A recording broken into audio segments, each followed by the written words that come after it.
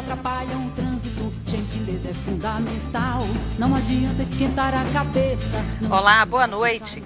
O Sobre Todas as Coisas de hoje vai abordar dois assuntos. Nós vamos falar de preconceito e homofobia nas redes sociais. Recentemente, a desembargadora carioca Marília Castro Neves protagonizou 2 episódios que colocaram no topo da censura esse tema que acabou sendo discutido por toda a sociedade. Um deles foi uma postagem que ela fez nas redes sociais acusando a vereadora Marielle Franco, foi assassinada no dia 14 de março no Rio de Janeiro. Segundo a magistrada, Marielle estaria envolvida com bandidos, insinuando que sua morte foi um acerto de contas. No primeiro bloco, agora já, nós vamos falar sobre trânsito. Todos sabem que Goiânia tem inúmeros desafios em relação à mobilidade urbana. Um deles está causando muito estresse, que são os congestionamentos. Nós vamos falar sobre problemas e soluções e também sobre as mudanças na lei seca, agora mais rigorosa para quem causar acidente estando embriagado. A Darmélia vai apresentar os nossos convidados desta noite. Boa noite, Darmélia. Boa noite, Suzete. Isso mesmo. Quem está aqui conosco hoje é o professor Marcos Rotem. Ele é especialista em trânsito. Boa noite, professor. Boa noite, é um prazer estar aqui para discutir um assunto que afeta tanto a vida das pessoas. Nós recebemos também o Horácio Ferreira, ele é gerente de educação de trânsito da Secretaria Municipal de Trânsito de Goiânia. Seja bem-vindo, Horácio, mais uma vez aqui conosco. Eu que agradeço, boa noite a todos, Suzete, Marcos, doutora Nilda. É um prazer sempre falar sobre trânsito, que é um assunto que está tão latente no dia a dia de todas as pessoas. E aqui ao meu lado está a Nilda Andrade, a delegada titular da Delegacia de Investigações de Crime de Trânsito de Goiânia. Boa noite, doutora. Seja bem-vinda. Boa noite aos demais. E você de casa pode participar pelo WhatsApp, o número é 996734567. O telefone está aí no vídeo e também você pode participar pela internet, www.tvbrasilcentral.com.br. Antes de nós começarmos a falar sobre esse tema, eu gostaria de convidá-los para a gente assistir um VT, onde nós perguntamos ao goianiense o que ele pensa sobre o nosso trânsito. Vamos assistir. A matéria é de Rafaela Bernardes e as imagens de Cleomar Fernandes.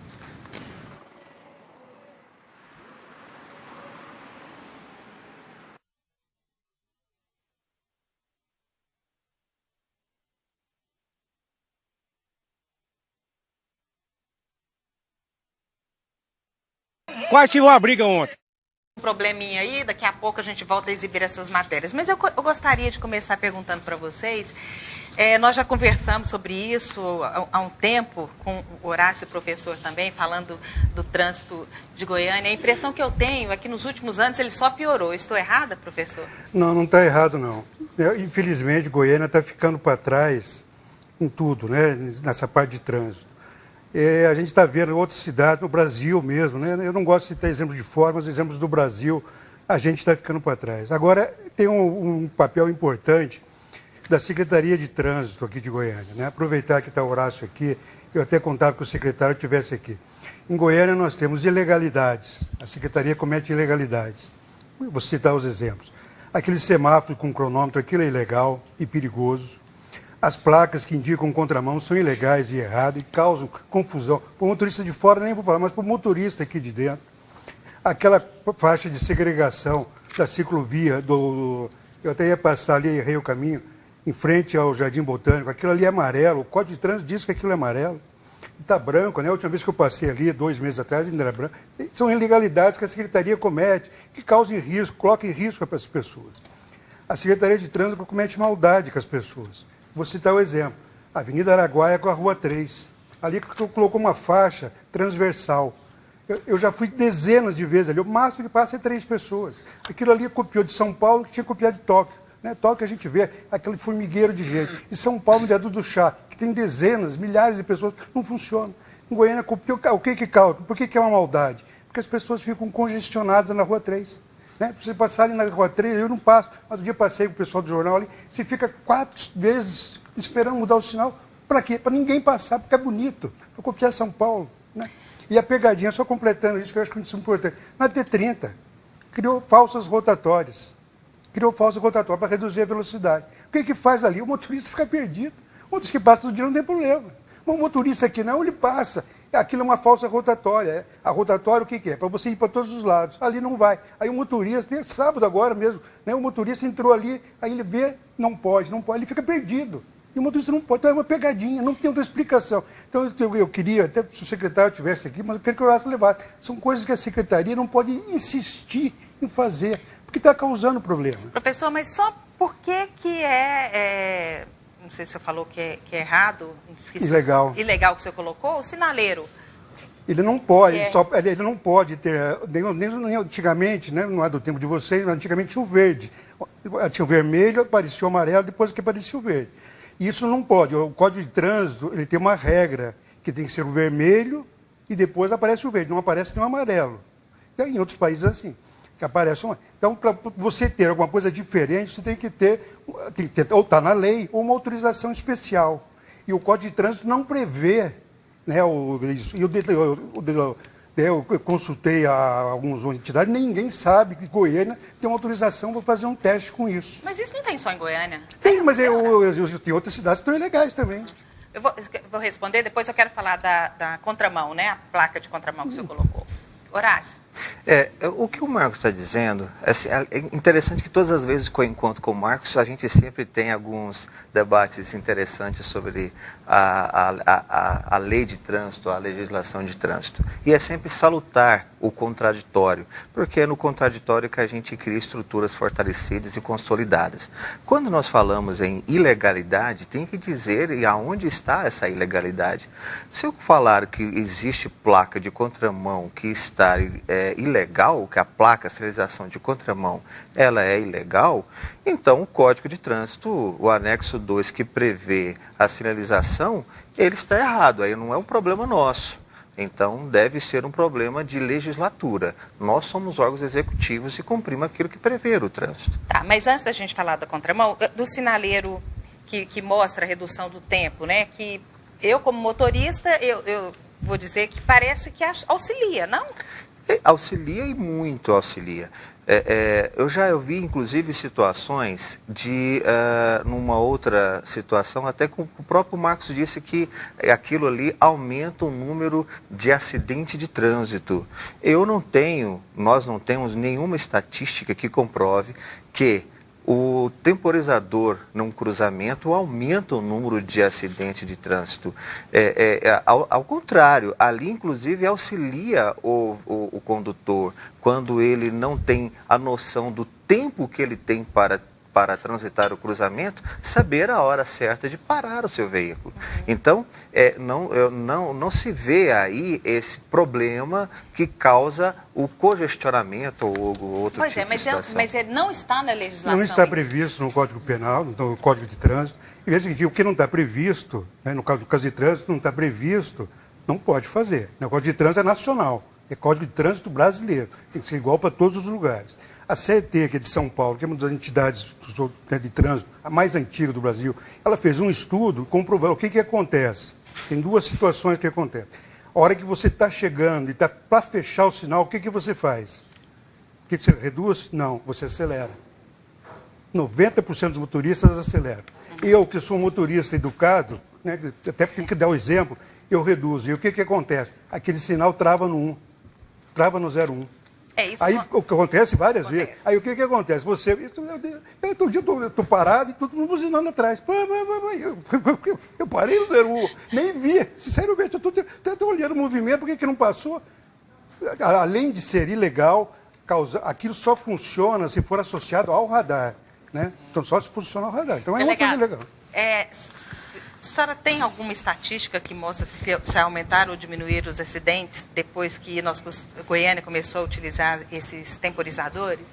Não, engraçado que nestes locais de temporizador nós não constatamos acidentes graves com mortes. A questão do descumprimento da sinalização no semáforo é realmente, segundo os inquéritos da delegacia, é a segunda maior causa de mortes. Mas o normal, o semáforo normal mesmo, de verde, amarelo, vermelho. Agora, o temporizador não tem. Doutora Nilda, até agora, pela estatística que a senhora trouxe para a gente, mostrou ainda há pouco, já morreram 56 pessoas de acidente de trânsito e 70% delas, só esse ano, né? Isso. 70% delas são motociclistas. Qual que é a principal causa? É imprudência? Eles não obedecem o sinal? Eles furam o sinal? Por que morre tanto motociclista assim em Goiânia? Sim, a principal causa de mortes de motociclistas é o excesso de velocidade. A segunda maior causa é esta, que é o descumprimento da sinalização do semáforo e também do pare, que é o de parada obrigatória. Depois vem as conversões indevidas, a questão do álcool, a ingestão de álcool. E agora o ponto mesmo principal e que se envolve mais vítimas motociclistas é realmente o excesso de velocidade. Tá, parece que o nosso VT agora já está pronto para a gente assistir o que os telespectadores, o que o goianiense pensa do nosso trânsito, mas eu só queria entender onde está a ilegalidade da placa de contramão. A placa de contramão, aquela placa que usa aqui, ela só pode ser usada, segundo o anexo do Código de Trânsito, depois eu vou passar isso por Horácio, quando você está numa rua e ela vira contramão. Ela vira contramão. Então, aquela placa que tem assim uma indicação para frente e uma para cima, aquela placa, quando a rua vira contramão, que aquela placa é utilizada. Quando você vai entrar numa rua, que ela já é contramão, que você vai fazer a conversão de direita, é aquela placa indicando que você vai ou vai obrigatório para frente ou que você é proibido de entrar. Eu vou passar essas duas placas. Então, o Código de Trânsito tem um anexo lá, placas a serem usadas. Aonde tem que ser usada? Tem explicadinho, muito bem feitinho, uma coisa maravilhosa, tudo explicadinho. É que você pega ali uma criança, né? Eu quando faço projeto de sinalização, passo aquilo para um desenhista que não sabe nada de trânsito. Olha, siga aqui que está tudo fácil. Então eu vou passar por Horácio mostrando para ele aonde está lá, quando é que deve ser utilizada cada uma das placas. E que peço para qualquer pessoa aqui em Goiânia dizer, já entrou numa rua, de repente entrou, está no meio da rua, viu, aí a contramão. Qualquer pessoa já passou por isso. Não tem no Código de Trânsito também o que o Marcos está dizendo, quando ele fala que o temporizador ele é necessário para onde tem radar, o equipamento... Não, desculpa, só para não deixar dúvida. O temporizador diminui o acidente, o que acontece? Quando tem o radar, porque aí auxilia. Se ele estiver associado ao radar, porque o motorista vai parar. Ele não vai acelerar. Tá, então, quando o motorista tem radar, isso, ele sabe que tem um radar. Então, nessa circunstância, associado ao radar, junto com o temporizador, sim, que ele reduz o acidente. Associado ao radar, ele é legal. Não é legal. Ele diminui, ele pode contribuir para diminuir o acidente. Mas você falou que não é legal. Não falei, não. Então, também não deve ser usado. Não é legal, não está previsto. Não está previsto na legislação. Mas é eficiente. Não, mas não está previsto na legislação, não pode usar. Entendi. Ok, vamos ouvir então o que o goianiense pensa do nosso trânsito. Paro em cada esquina e vejo o rosto resmungando, carro buzinando sem poder voar.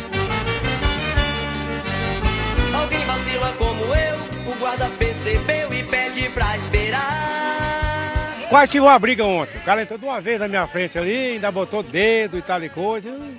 Pra mim tá horrível. Tudo congestionado, não tem jeito de você trabalhar, você vê a hora que chega do serviço, 7 horas da noite chegando do serviço, sai do serviço 5 horas da tarde. Não tá tendo jeito não. E eles não arrumaram a sinalização? É na paciência, né? É na calma, na tranquilidade. Porque não adianta você ficar afobado, ficar exagerado. Então é como se diz, na maciota mesmo. O hospital se fecha, meu vizinho morre. O jornal publica, a coisa se complica, pois é quem mandou o jornal publicar. E o sinal aberto e o jornal fechado. Desse trânsito de Goiânia da forma que tá, o senhor já pensou em usar outro meio de transporte? Olha, eu sou Uber, né? Então a gente pensa assim que precisava da AMT, tá no trânsito, auxiliando os motoristas nas melhores ruas de acesso. É um inferno isso aqui, porque não anda em lugar nenhum. Tem que pagar, eu vou ter que dar uma volta aqui de uns meia hora para chegar em casa. Mas o pior é aquele tanto que você vai numa rua, de repente ela vira contramão, né? Você pega uma avenida de Anhanguera, anda 20 quilômetros, você não tem quase como fazer retorno, né? É todos os problemas que a gente lembra no momento, mas complicado, que é muito difícil. E a máquina vai acabando com o resto. A notícia passa, o povo se queixa e o hospital se abre. A cara dos bestas.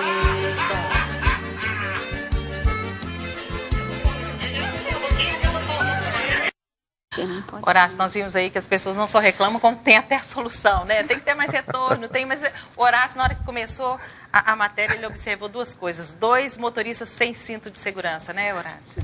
E esse é um dos fatores que acabam vitimando pessoas em casos de acidente de trânsito. Porque, como a doutora Nilda falou, o excesso de velocidade associado ao não uso dos equipamentos de segurança, como é o cinto de segurança, agrava as vítimas em acidente de trânsito. Excesso de velocidade sem cinto de segurança, isso é quase que um suicídio, porque fatalmente vai ter, no mínimo, lesões graves. Certo. Horácio, tem solução no nosso trânsito? A gente pensa assim que recentemente foi feito um estudo aí que mostrou que o número de veículos só aumenta em Goiânia, né? O congestionamento, essa dificuldade que a gente tem em transitar, só vai aumentar também. Olha, não existe uma solução definitiva para o trânsito. Existem condições de você fazer a gestão de situações no trânsito. Isso existe. Por quê? Porque não tem condições de parar as pessoas de comprar veículo. Não temos condições de impedir que as pessoas trafeguem como estão trafegando hoje. Nós temos um problema hoje de comportamento em todo o Brasil. Isso não é questão de Goiânia, não. Nós estamos com um problema sério de comportamento e o trânsito está refletindo apenas o comportamento que geralmente as pessoas têm fora do trânsito. Mas essa questão do número de veículos, ela está muito ligada à questão do transporte coletivo, né? A população não vai optar. Na vez que a gente vai ver pesquisas e estudos, mesmo em São Paulo, no Rio de Janeiro, que são cidades muito grandes, tem muita gente que deixa o carro em casa e vai trabalhar de transporte, né? Mesmo a pessoa que mora mais ao carro, o cara mora na Avenida Paulista, trabalha no centro, ele vai de ônibus, né? Aqui em Goiânia a gente não tem essa opção, porque o ônibus aqui é muito desconfortável, né? Ele entra agora é sujo, né? Então a gente não tem, você vê aqueles ônibus em São Paulo, aqueles ônibus bonitos, tudo. Logicamente, o que é? Você está sentado no ônibus, está um pouco lixando para o trânsito, né? Você está lendo o teu jornal, está lendo o teu livro, né? Hoje tem a pessoa fica assistindo filmezinho no celular, né? Não precisa se preocupar com dirigir. Pode usufruir aquele tempo para outra coisa, que muita gente faz. Aqui em Goiânia, né, a gente tinha até o Eixanguera, que era bom, né? Agora destruíram, né?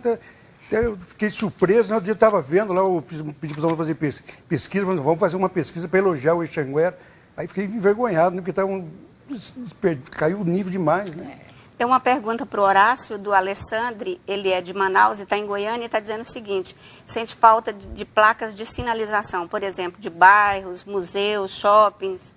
Ele fica meio perdido na cidade, porque em Manaus é o que não falta. Ele faz a pergunta para você: por que faltam tantas placas assim em Goiânia? Nós temos uma deficiência muito grande em sinalização no que diz respeito a pontos turísticos, apesar que isso já melhorou bastante, porque antes nós tínhamos uma deficiência muito maior.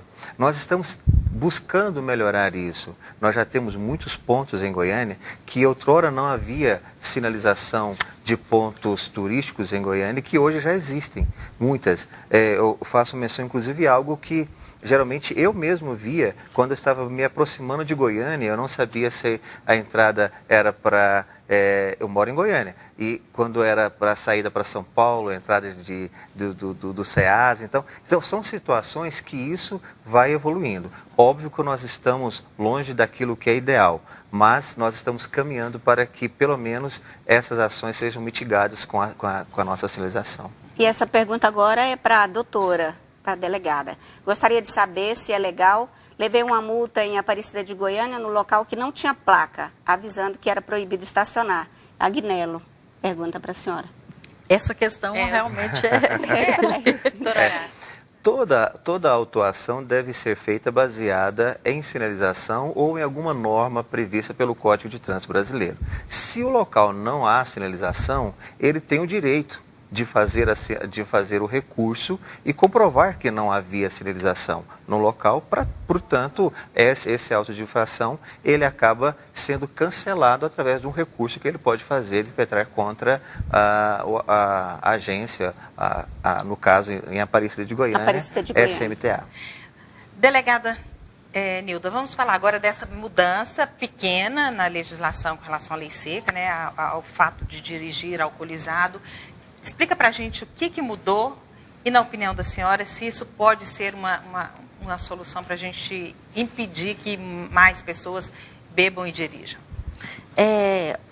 Recentemente entrou em vigor, semana passada, dia 19, uma questão que teve o acréscimo ao crime de homicídio, porque antes tinha uma lacuna no Código de Trânsito que não previa a conduta do homicídio quando o condutor que provocou o acidente havia ingerido bebida alcoólica ou usado drogas. Agora, a partir do dia 19, entrou em vigência a lei em que a pena para o condutor que esteja embriagado ou usou drogas e envolva num acidente com vítima fatal, a pena agora é de 5 a 8 anos de reclusão. Ou seja, esta pessoa poderá já ser presa, continuar presa, ser julgada e ainda permanecer na cadeia. Ou seja, o início do cumprimento da pena ser no regime semiaberto. Então, isso já foi assim, uma conquista muito grande da sociedade, porque anteriormente, para evitar um pouco aquela sensação de impunidade, nós autuávamos essas pessoas por dolo eventual, ou seja, conforme o Código Penal, e não o Código de Trânsito, porque não havia essa previsão legal.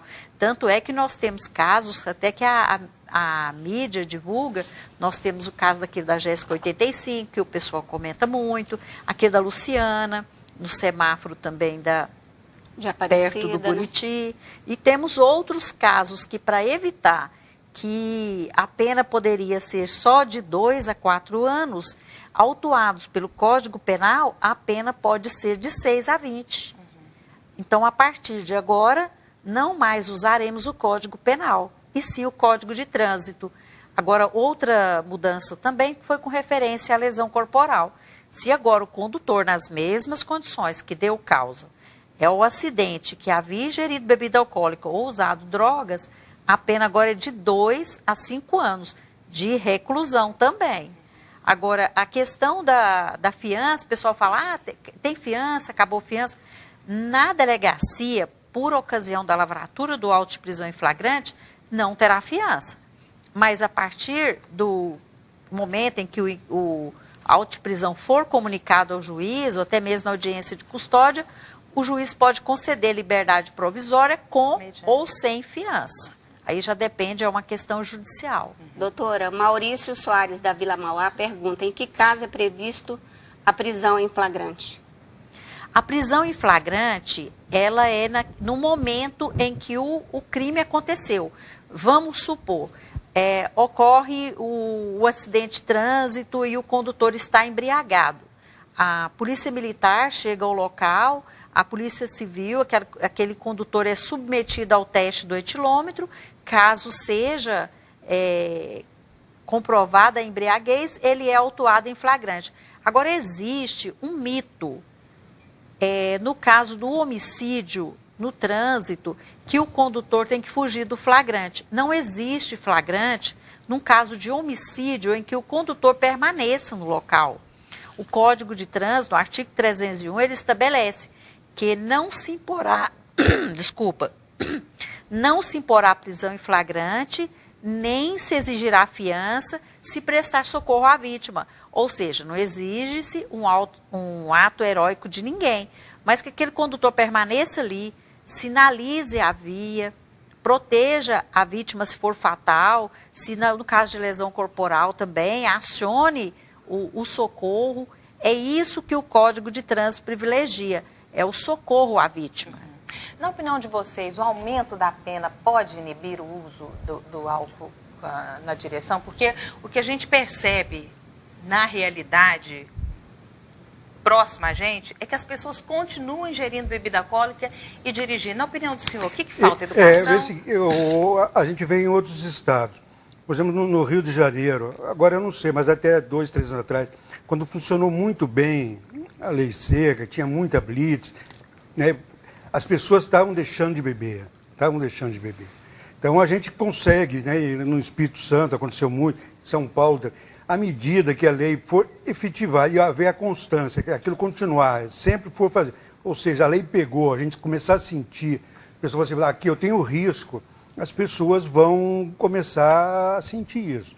O que eu percebo aqui, até às vezes por ter muito contato com pessoas de fora, que aqui a impressão que as pessoas têm que a lei aqui ainda não pegou. A lei ainda não pegou, porque as pessoas podem beber, que a blitz que tem é muito pequena, a chance de ser pego é muito pequena. Tem mais agentes nas ruas, nos finais de semana, quando imagina-se que as pessoas procuram mais os bares e bebem, não? Inclusive, não. Suzete, a pesquisa, né, que a doutora mostrou, 50% dos acidentes ocorrem no final de semana. Então, assim, é grande quantidade. Falta fiscalização? A fiscalização deveria ser mais rigorosa no fim de semana? Nos finais de semana nós temos realmente menos agentes de trânsito, mas é bom lembrar que aqui em Goiânia, principalmente, a fiscalização em relação à embriaguez ela é muito realizada pelos policiais militares, que têm a balada responsável e faz um brilhante trabalho através do Detran, repreendendo esse tipo de comportamento. O que eu entendo é que os horários talvez precisam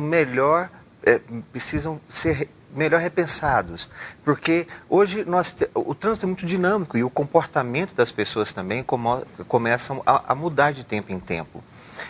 Os bares hoje, eles não abrem mais às 7 da noite, na maioria, nos finais de semana, para receber. Então eles começam aí a abrirem já logo após o almoço e vai à tarde, à noite e pela madrugada fora. Então, nós temos, inclusive, números de acidentes de trânsito. Aqui em Goiânia nós temos uma particularidade que, além da sexta e sábado, nós temos a quinta-feira como também um dia que tem um pico de vítimas de acidentes de trânsito que nós estamos investigando através do projeto Vida no Trânsito, o que tipo de comportamento tem levado as pessoas a fazerem isso. E nós temos percebido que muito está em função do horário, que acaba sendo no final da noite, já no meio da madrugada, onde nós não temos mais uma fiscalização. Acaba relacionando com bebida, então.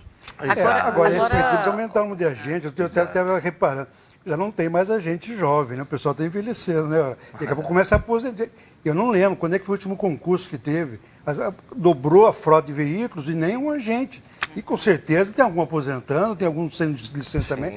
E precisa aumentar também. A SMT tem que pegar aquele dinheirinho que vem lá das multas e usar para isso, né?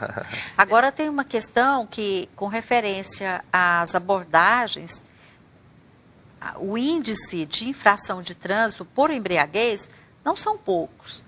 A partir do momento que, numa blitz, o cidadão é abordado e ele se nega a realizar o teste do etilômetro, ele já está multado. Então, só dele, a recusa, não, eu não vou me submeter ao teste, ele já recebe uma multa de quase R$3.000. A incidência de multa é alta. O que pode ocorrer, às vezes, é de não comprovar um índice devido para a autuação pelo crime de embriaguez, porque exige-se que o índice de álcool seja maior para configurar o crime, mas multas são aplicadas constantemente e, recentemente, em operações blitz, nós constatamos na delegacia que as pessoas estão utilizando muito Uber. Eles vão para eventos, tipo festas, o Festejo, a Vila Mix, estes outros, e nas abordagens que são realizadas no retorno, na maioria eles estão sendo transportados por Uber.